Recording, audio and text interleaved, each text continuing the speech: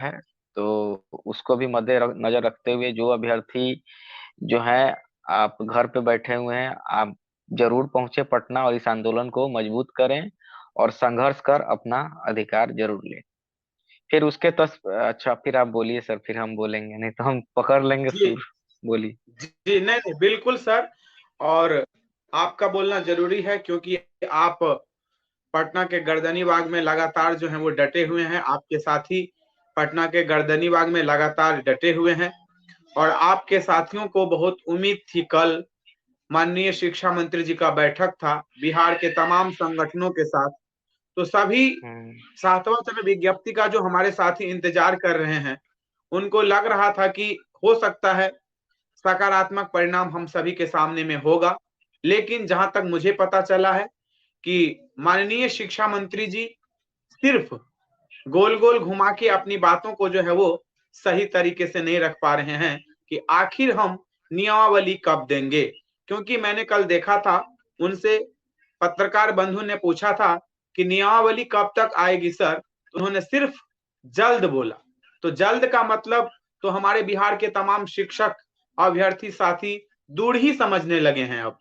तो मेरा कहना यह था कि माननीय शिक्षा मंत्री जी के बातों से आप लोग बिल्कुल संतुष्ट नहीं होंगे, तो आगे की जो आप लोग रणनीति बनाए हैं उसके ऊपर में हम सभी को चर्चा करना बहुत ही जरूरी है, और बिहार के तमाम शिक्षक अभ्यर्थियों को भी बताना जरूरी है। साथ साथ में ये बात सरकार तक भी पहुंचेगी। तो आप अपनी बातों को बिल्कुल रख सकते हैं सर।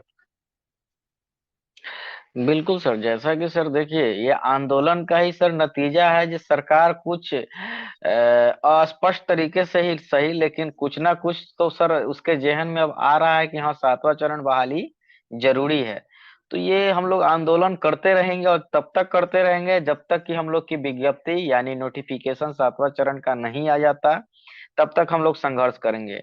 क्योंकि सरकार का रवैया जो है बिल्कुल ढुलमुल और शिथिल तरीके से चल रही है, और सरकार जो है ये बहाली करने के बिल्कुल पक्ष में नहीं है। वो चाहती है कि इस बहाली को हम लोग जो है चुनावी मुद्दा में ले जाएं और चुनाव का प्रोजेक्ट बनाकर हम सभी अभ्यर्थियों को गुमराह करें, जो कि हम लोग बिल्कुल नहीं है होने देंगे।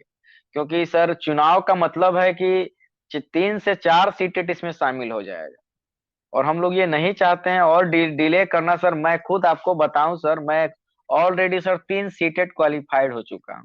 अब कितना सर सर्टिफिकेट अपना हम बढ़ाऊं सर, इसलिए सर हम तंग आ गए हैं। हमारी उम्र भी अब 27-26 साल होने जा रही है, 27 साल। तो बताइए, अब इतना उम्र होने के बाद कितना पढ़ाई करें हम लोग। एक जो अहर्ता का जो बात करती है सरकार, उसमें हम लोग बिल्कुल फुलफिल हैं। उसके बावजूद भी पिछले 3.5 सालों से अधिक समय से हम लोग घर पे बैठे हुए हैं। ये कहीं ना कहीं सर सरकार का ही सर एक कमी है, और जिसके कमी के कारण आज हमारे जैसे हजारों और लाखों अभ्यर्थी जो है, मतलब बेरोजगारी का दंश की मार हम लोग सह रहे हैं। तो सरकार का ये रवैया बिल्कुल निगेटिव है, और इससे आपका जो है प्रसिद्धि नहीं फैल रही है। इससे आपके प्रति जो हम लोग युवा हैं या हमारे जैसे जितने भी अभ्यर्थी हैं, उन सबके मन में आक्रोश भर रहा है। आप बताइए, आप लोग सरकार है, आप कार्य करके नहीं दिखाते हैं, तो ये बिल्कुल गलत बात है। आपको हर हाल में कार्य करना चाहिए और हमें बहाल कर विद्यालय में भेजना चाहिए सर। जी, आप यहाँ पे एक बात बहुत ही महत्वपूर्ण कहा है सर।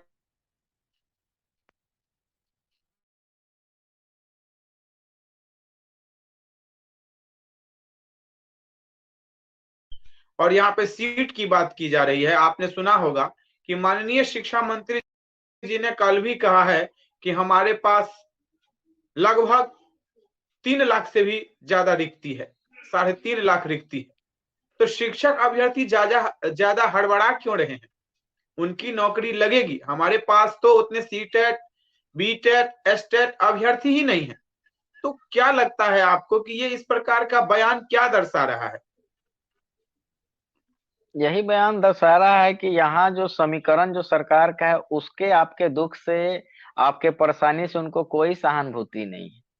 वो बस अपना कार्य सिद्धि के लिए जब चुनाव का मौसम आता है तो तरह तरह की घोषणाएं होती है, जो बाद में आगे चल के जुमला साबित होती है, चाहे वो राज्य सरकार से हो तो, या मतलब केंद्र सरकार से हो, या कोई भी दल के हो। हम ये नहीं कह रहे हैं किसी पार्टिकुलर दल के नेता या कोई विशेष व्यक्ति के बारे में या चर्चा नहीं है। यहाँ जो भी सत्ता के पक्ष के लोग जो भी होते हैं, वो हम लोग युवाओं को ठगने का कार्य किया है अब तक।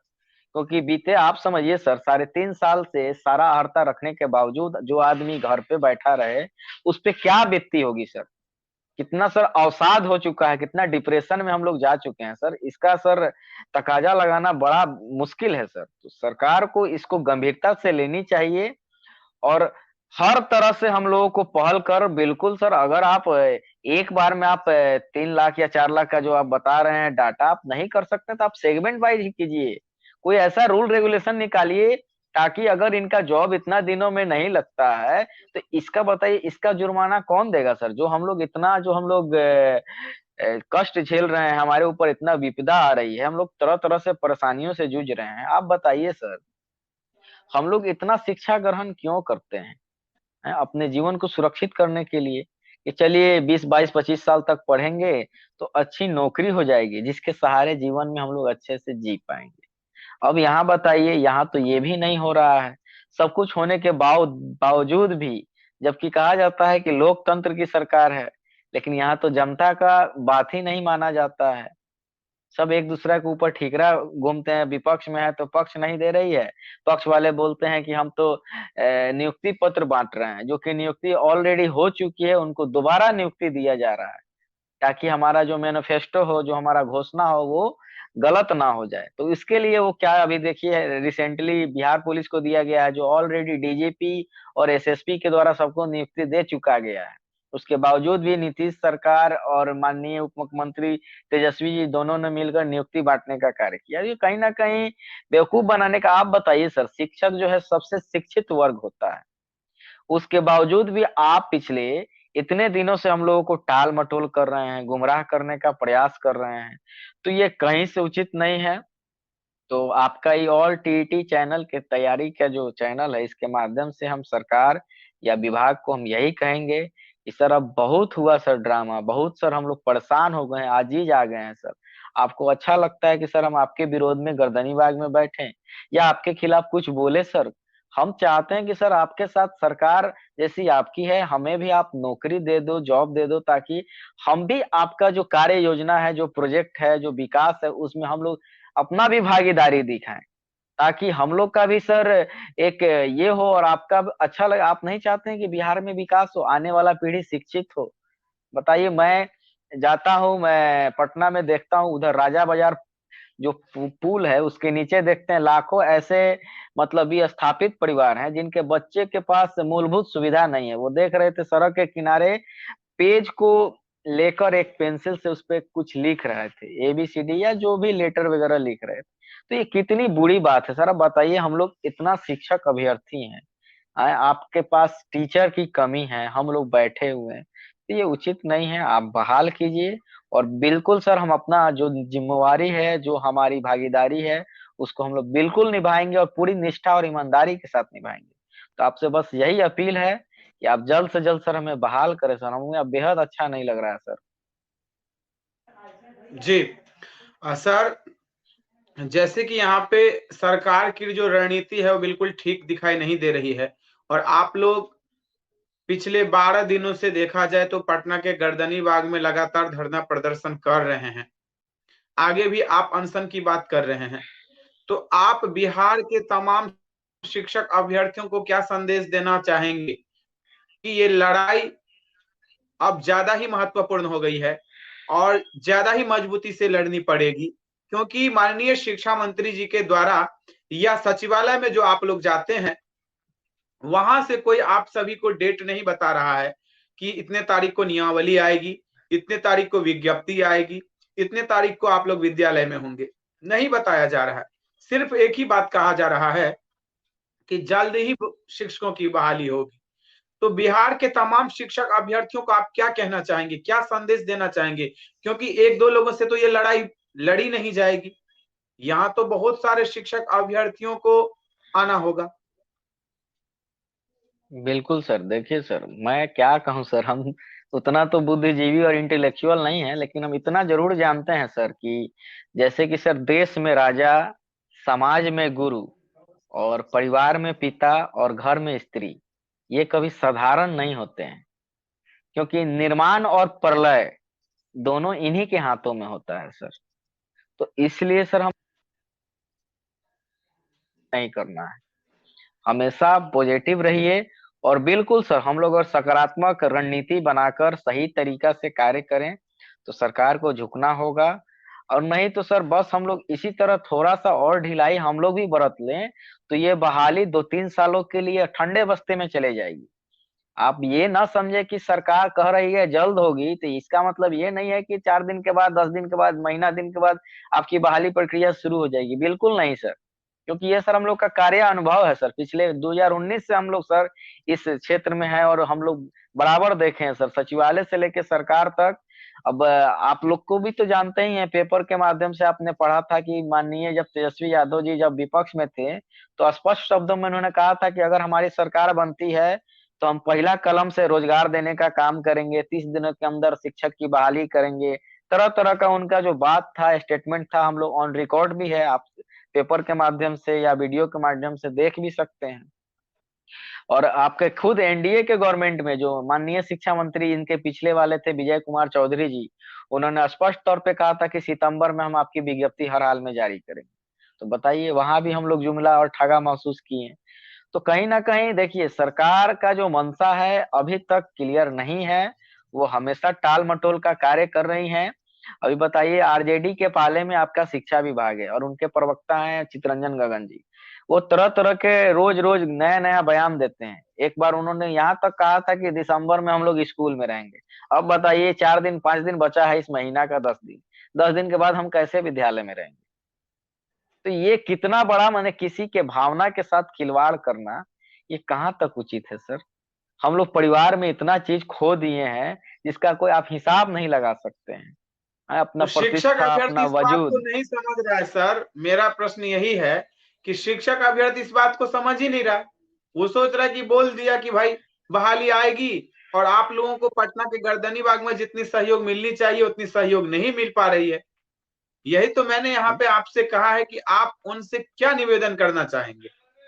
बस हम यही निवेदन करेंगे कि अब जगिए, जागने का यही सही समय है और उचित समय है। अगर अब अभी आप अपने हक के लिए नहीं लड़े, अभी आप अपना घर नहीं छोड़े, पटना नहीं पहुंचे, आप बताइए, 3 सालों से आप इंतजार कर रहे हैं, 3-4 दिन के लिए आप पटना नहीं आ सकते, तो आप कैसे आप योग्य हैं सर? आप हमें ये बताइए। आप कहते हैं कि हम शिक्षक बहाली के लिए योग्य हैं। सर, बिना मांगे भीख तक नहीं मिलता है, और ये तो हमारे हक और अधिकार की बात है। और सरकार जो है, आप जान ही रहे हैं कितना हम लोग पर दुश्वारियां ढा रही है और आगे भी ढाने के विचार में है। तो आप बिल्कुल एकजुट होइए और सरकार को झुकाइए, और आपका जो हक है, आपका जो बहाली है, वो जल्द से जल्द शुरू हो, इसके पक्ष में बात हो। हम लोग का 7वां चरण विज्ञप्ति जल्द से जल्द जारी हो। इसके लिए सर हम लोग, आप पटना आइए और वहां आके लड़िए सर। घर में बैठने से, सोशल मीडिया चलाने से, और आप सोचते हैं कि एक और सीटेट के एग्जाम में बैठ जाते हैं, कुछ नंबर मिल जाएगा, सेफ जोन में चले जाएंगे, बिल्कुल नहीं है सर। भले नियमावली का ड्राफ्ट तैयार हो चुका है, लेकिन अभी संशय है बहुत सारी चीजों पर। हम लोग केवल अभी अनुमान लगा रहे हैं कि ये होना चाहिए, ये होना चाहिए, लेकिन जब तक वो प्रकाशित नहीं होती है तब तक संशय बरकरार है। तो इस पर आप लोग बिल्कुल विचार करें और पटना जरूर पहुंचे सर, क्योंकि यही एक रास्ता है जो आपकी बहाली का रास्ता खुलवा सकती है। तो इंतजार को और इंतजार मत करवाइए, पटना पहुंचिए और अपना हक के लिए लड़िए।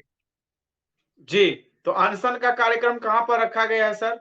गर्दनी बाग में ही रखा गया है सर। 3 दिवसीय अनशन कार्यक्रम है, सभी लोग पहुंचे और इस आंदोलन को मजबूत करें सर। जी, फिर इसके बाद हम लोग एक 29 को भी प्रोग्राम रखे हुए हैं।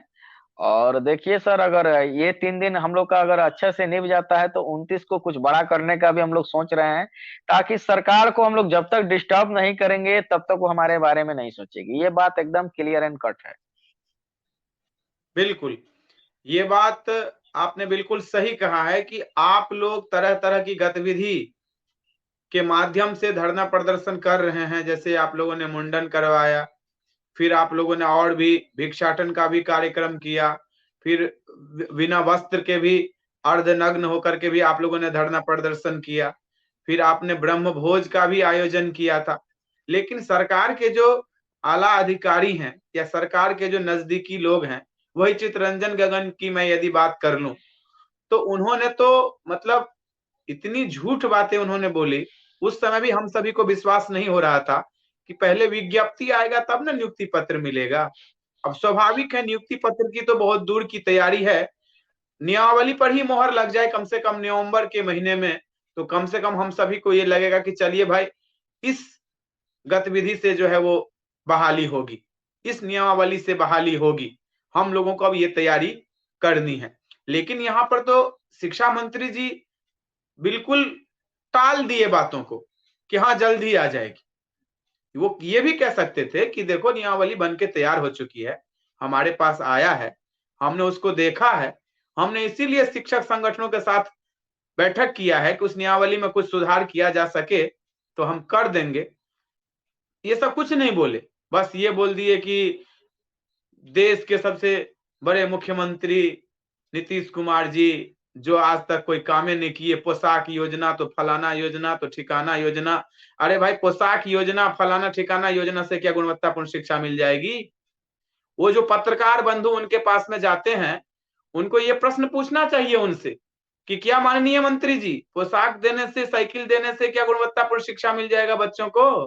क्या जवाब आएगा? ये भी हम सभी को जानना चाहिए।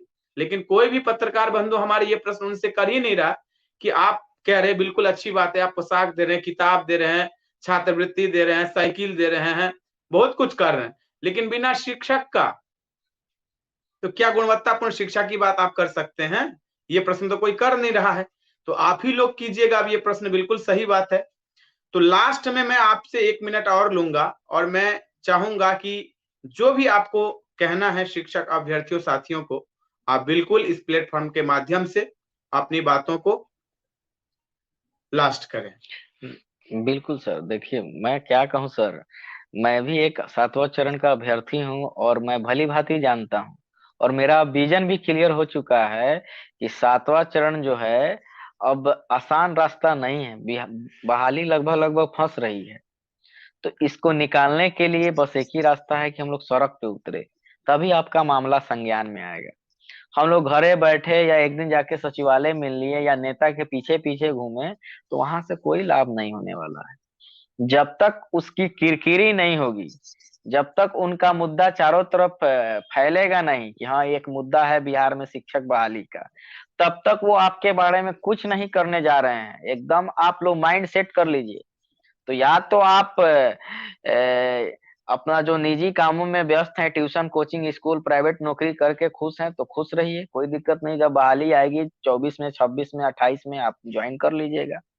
और नहीं, अगर सही में चाहते हैं कि समय आपको नौकरी हो तो आप घर से बाहर निकलें। जो एक नेतृत्व करता जो भी लोग हैं, हम हो या और लोग हैं, वो जो लोग कह रहे हैं तो ऐसे नहीं कह रहे हैं सर। हम लोग नजदीक से ये सब चीज देख रहे हैं कि बिना लड़े सर आपकी जो भर्ती है वो नहीं होने वाली है, तो नहीं होने वाली है। आप लोग बिल्कुल पटना पहुंचे और अपनी लड़ाई को लड़े और अपना जो हक है आपका शिक्षक बहाली, प्रारंभिक शिक्षक बहाली, उसको खुलवाएं और आवेदन करके तब आप सुरक्षित हो, क्योंकि जब तक विज्ञप्ति नहीं आएगी आपकी बहाली कहीं से सुरक्षित नहीं है। तो इसका ध्यान रहे और इसके लिए हम यही कहेंगे कि आप तो पटना पहुंचिए और इस आंदोलन को भली भांति निष्कर्ष तक पहुंचाइए और इसका सकारात्मक परिणाम है इस पर कार्य हो। धन्यवाद जी। तो सिद्धार्थ जी, आप आज समय निकाल के फिर से अपनी बातों को ऑल टीटी तैयारी चैनल के माध्यम से हमारे शिक्षक अभ्यर्थी साथी तक आपने पहुंचाया है, इसके लिए मैं आपको बहुत बहुत धन्यवाद करता हूं। आपको भी धन्यवाद सर। तो साथियों, इस वीडियो को आप लोग ज्यादा से ज्यादा शेयर कीजिएगा और मन में 1 मिनट जरूर सोचिएगा कि कहां पर अगस्त में बहाली आने वाली थी, कहां पर दिसंबर में आपको नियुक्ति पत्र मिलने वाला था और कहां पर आज तक नियमावली पर मुहर नहीं लगी। तो ये सरकार इस बहाली को कहां ले जाएगी, नहीं ले जाएगी, आप लोग खुद ही इस बात पे थोड़ा सा मंथन कीजिएगा।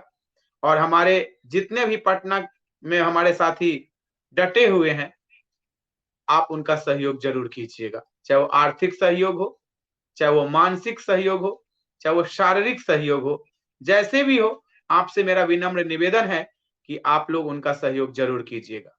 अभी के लिए इतना ही, फिर मिलते हैं अगले वीडियो में। धन्यवाद साथियों।